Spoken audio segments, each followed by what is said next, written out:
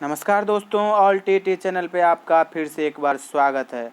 आज मैं फिर से आप लोगों के बीच में क्लास 6th का सिविक्स बुक का 6th चैप्टर 6ठा अध्याय लेकर के उपस्थित हुआ हूं, जो कि सी टेट अन्य सभी टेट के लिए बहुत ही महत्वपूर्ण है।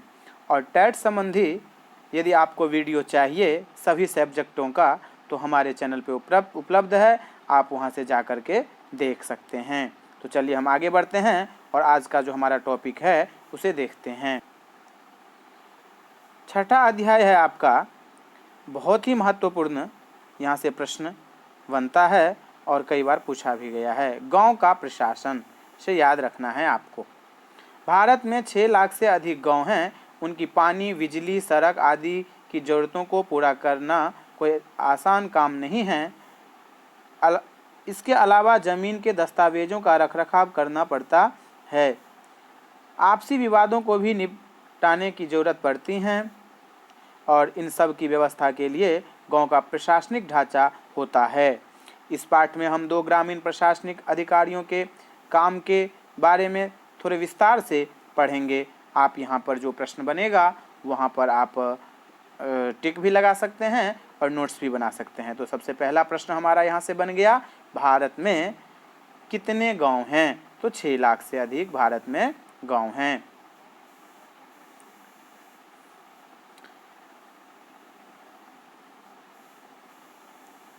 गांव में झगड़ा। मोहन एक किसान है। उसके परिवार के पास थोड़ी सी खेतिहर जमीन है और जिस पर वह कई सालों से खेती कर रहा है। उसके खेत से लगा हुआ ही रघु का खेत है और दोनों के खेत एक छोटी सी मेड़ से अलग होते हैं। एक सुबह मोहन ने देखा कि रघु ने मेड़ को थोड़ा आगे बढ़ा लिया था। ऐसा करके उसने मोहन की कुछ ज़मीन अपने खेत में क्या कर ली थी, तो मिला ली और अपने खेत का आकार बढ़ा लिया। मोहन को बहुत ही गुस्सा आया, मगर वह थोड़ा डरा हुआ भी था। रघु के परिवार के पास बहुत ज़मीन थी और इसके अलावा उसके ताऊ गांव के सरपंच थे। और फिर भी मोहन ने हिम्मत जुटाई और रघु के घर पहुंच गया। दोनों के बीच कहा सुनी हुई। रघु ने तो मानने से ही इनकार कर दिया कि उसने मेड़ को आगे बढ़ाया था। थोड़ी ही देर में झगड़ा शुरू हो गया। रघु ने अपने एक मजदूर को बुला लिया और दोनों मिलकर के मोहन पर चिल्ला रहे थे। फिर उन्होंने मोहन को मारना शुरू कर दिया।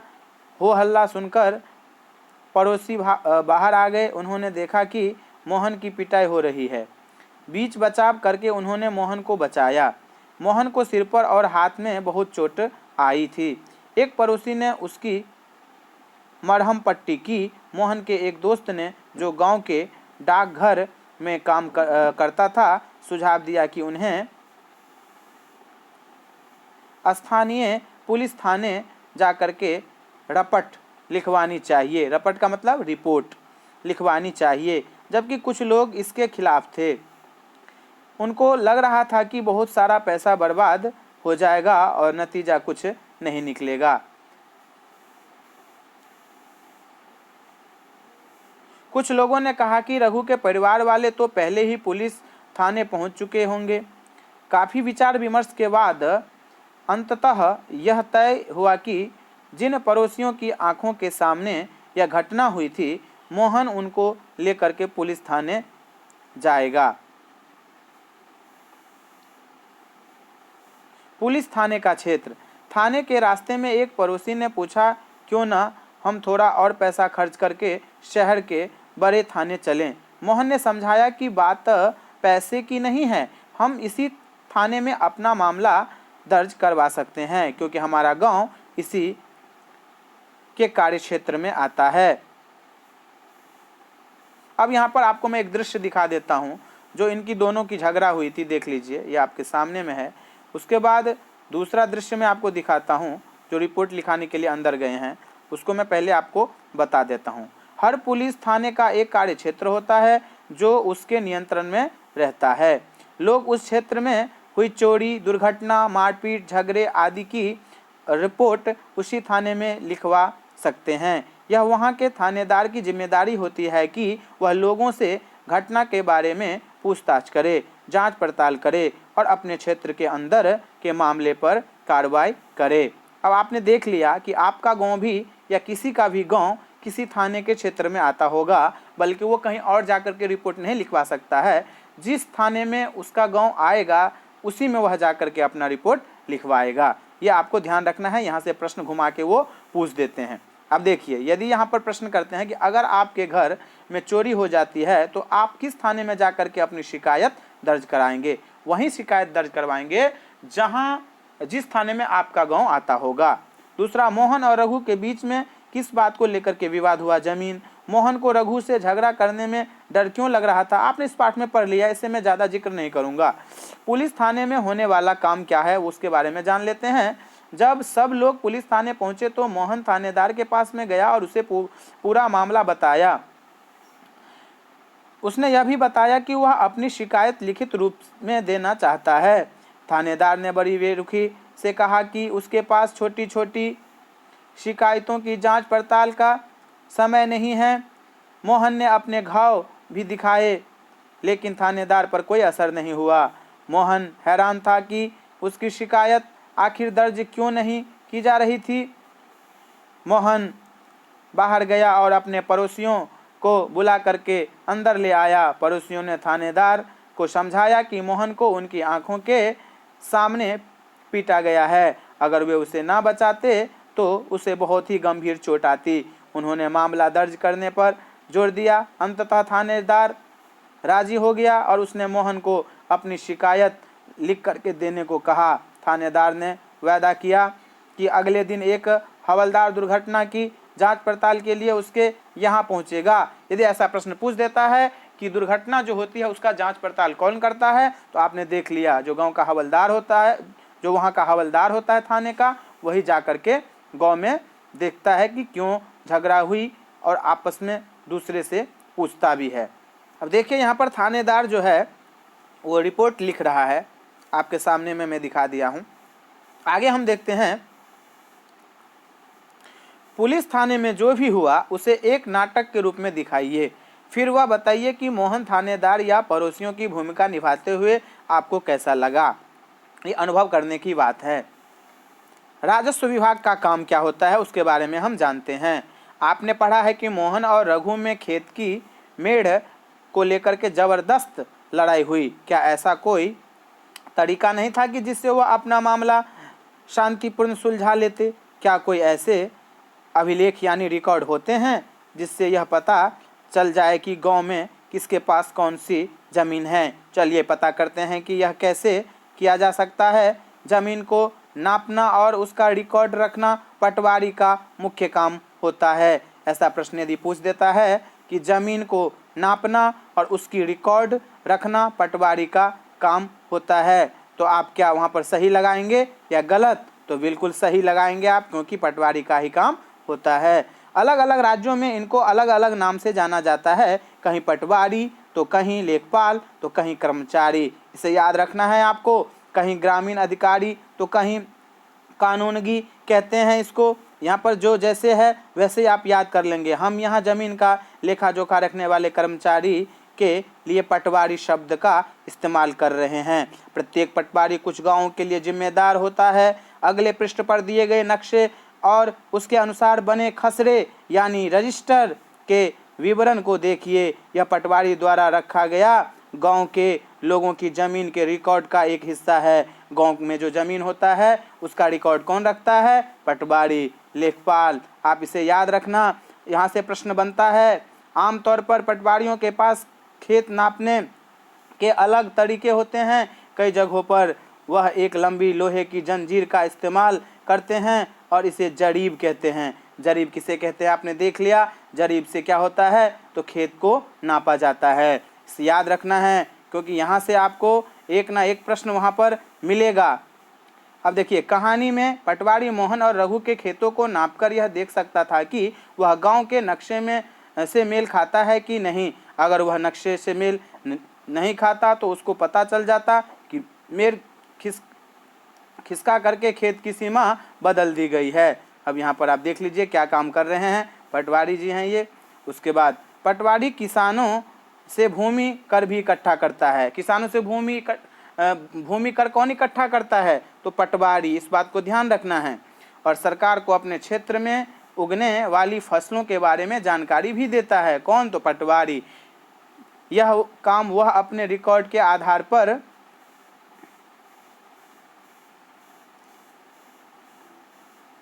करता है, जो उसके पास में रिकॉर्ड होता है उसके आधार पर करता है। जरूरी है कि वह उनको समय समय पर दुरुस्त करता रहे।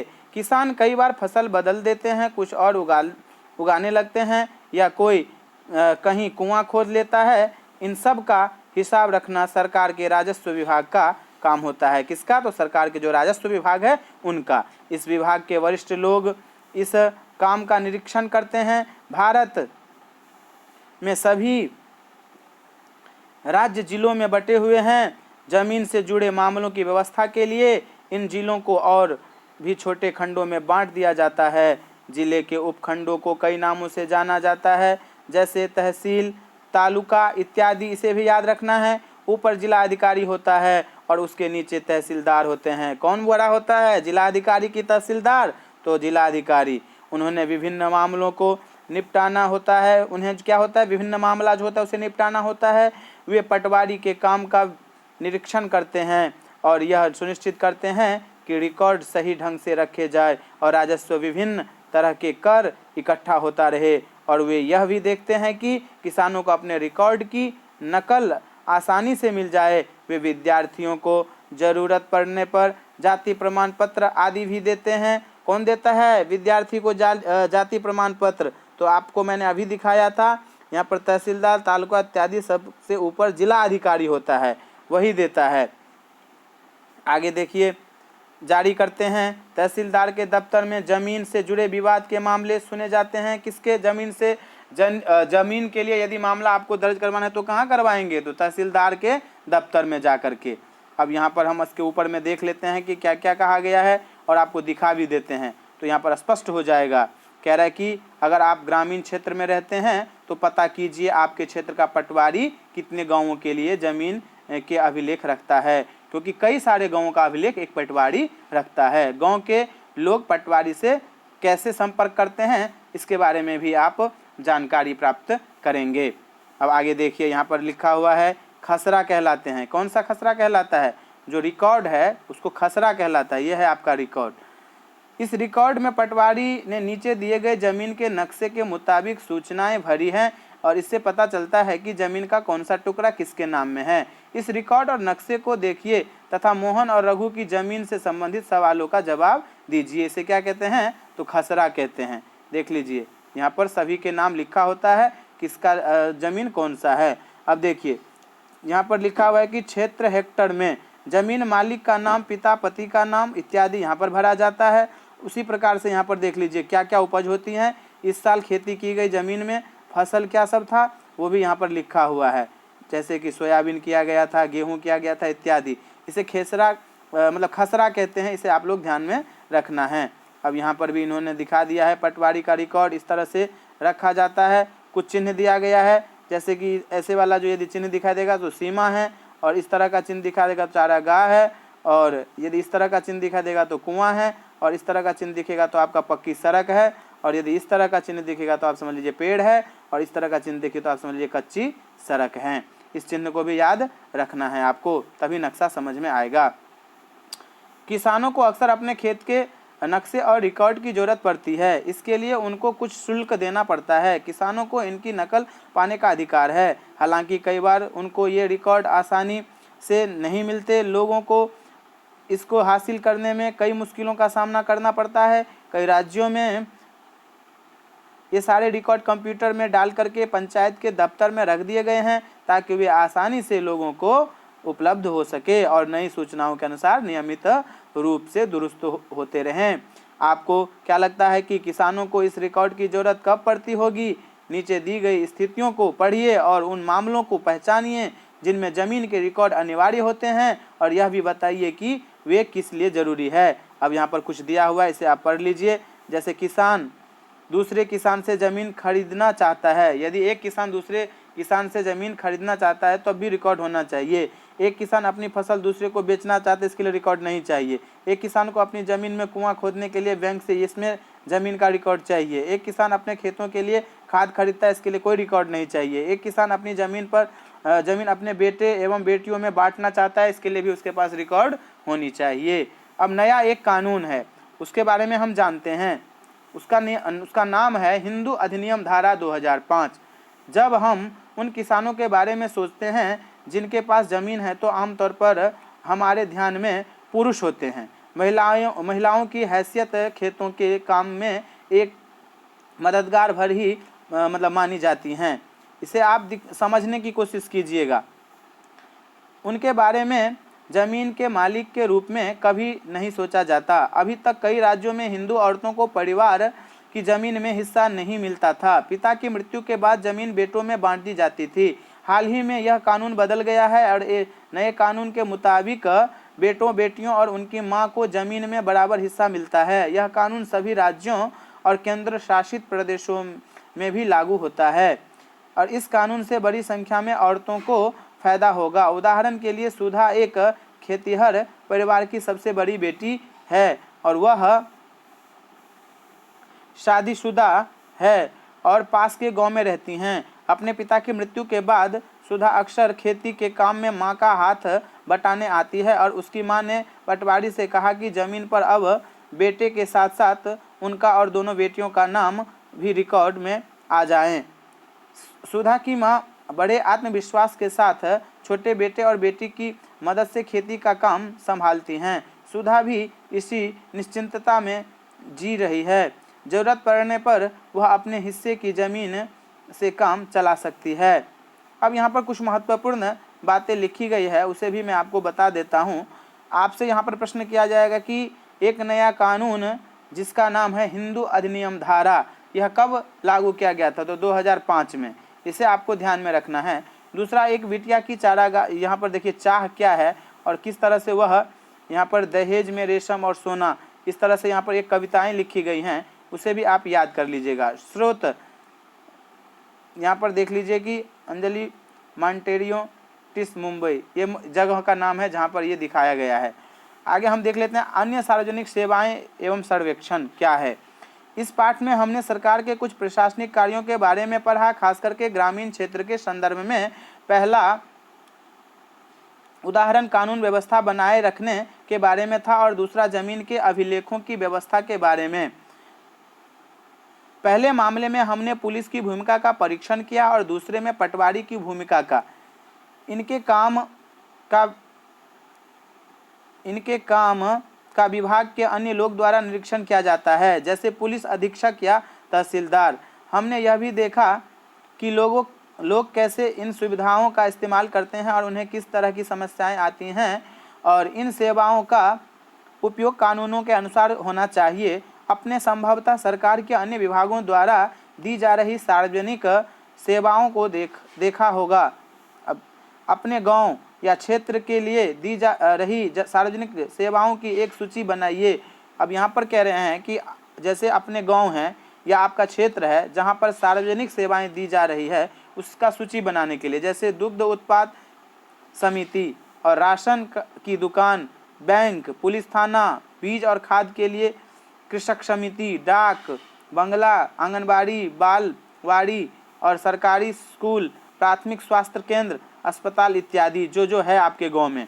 3 सार्वजनिक सेवाओं पर जानकारी इकट्ठी कीजिए और अपनी अध्यापिका या अध्यापक के साथ चर्चा कीजिए कि इनकी कार्य प्रणाली में कैसे सुधार किया जा सकता है। आपके लिए एक उदाहरण आगे दिया जा रहा है, हम देख लेते हैं। देखिए, इस तरह का उदाहरण आपको मिलेगा, आप इसे ध्यानपूर्वक देख सकते हैं। यहाँ पर नियंत्रण में आने वाले क्षेत्र, सुविधा का लाभ, यहाँ पर आप देख लीजिए और ये इस तरह से भरा जाएगा। इसमें सब कुछ दिया हुआ है। सार्वजनिक सभा, राशन की दुकान, स्वास्थ्य केंद्र, दुग्ध उत्पाद समिति।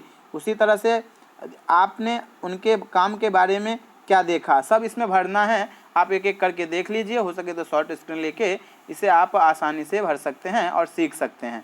आगे यहाँ पर प्रश्न आ जाता है। इस प्रश्न का अभ्यास आप इस पाठ के आधार पर कीजिएगा। मैं इसका जिक्र यहाँ पर नहीं करूँगा क्योंकि आगे मैं क्वेश्चन बैंक लेकर के आने वाला हूँ क्योंकि सीटेट से संबंधित जितने भी प्रश्न NCERT बुक से आपको मिलेगा उन सभी का आंसर इस चैनल पे आपको प्रोवाइड करवाया जाएगा। अभी मैं चैप्टर एक एक करके आप लोगों के बीच में ला रहा हूँ, जैसे वो क्लास 6th का हो, 7th का हो, 8th का हो। अभी हमारा 6th का चल रहा है, इसके आगे हमारा 7th का चलेगा।